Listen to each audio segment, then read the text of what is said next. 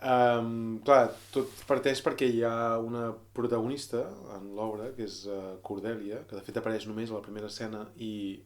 al final, però és la que desencadena tota l'obra i la que d'alguna manera recull també l'obra d'una forma devastadora al final. Però aquesta Cordèlia, que és la filla petita del rei Lear, és la que es rebel·la en contra una autoritat, diguem-ho així en termes generals. Bàsicament el rei Lear el que demana a les seves filles és jo us donaré tots els poders abans de que em mori, us ho donaré en vida, cosa contrària al que normalment passa a les monarquies, que es mor i llavors el següent rei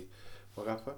i en aquest cas és que ell vol donar en vida el poder, l'autoritat a les seves filles. I llavors però els hi diu, us donaré la part més generosa a la que m'estimi més. I per tant els hi fa una mena de concurs d'oratòria que les seves filles grans saben doncs, jugar-hi i la falaguen de mala manera, però després en l'obra te n'adones que era mentida allò que havien dit que tant l'estimaven, i en canvi la filla petita ve a ser sincera i diu la veritat i diu que no pot dir res més del que han dit les seves germanes, i a més creu que ella no pot assegurar que estimi més el seu pare que ella mateixa. Per tant, no és la persona que estima més en aquest món. I això fa enfadar el seu pare i la renega d'ella i la fa fora del regne.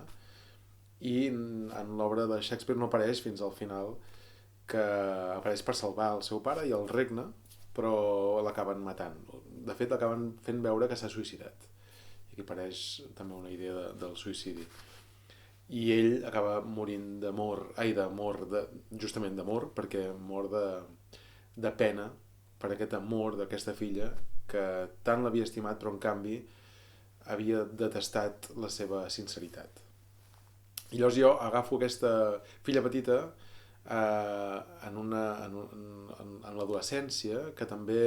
ve a dir també aquest moment de canvi en el que ens adonem que el món no és tal com ens l'havien pintat com quan érem petits. Els nostres pares doncs, ens havien explicat el món d'una manera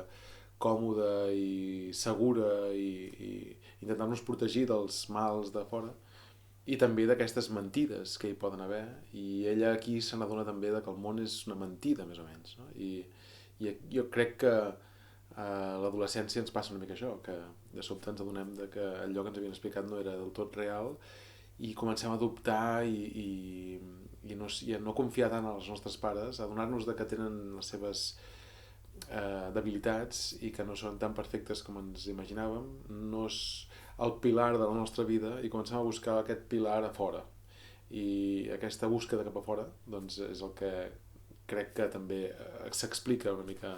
en el Rei Lear, i per això jo em volia centrar en la idea de l'adolescència.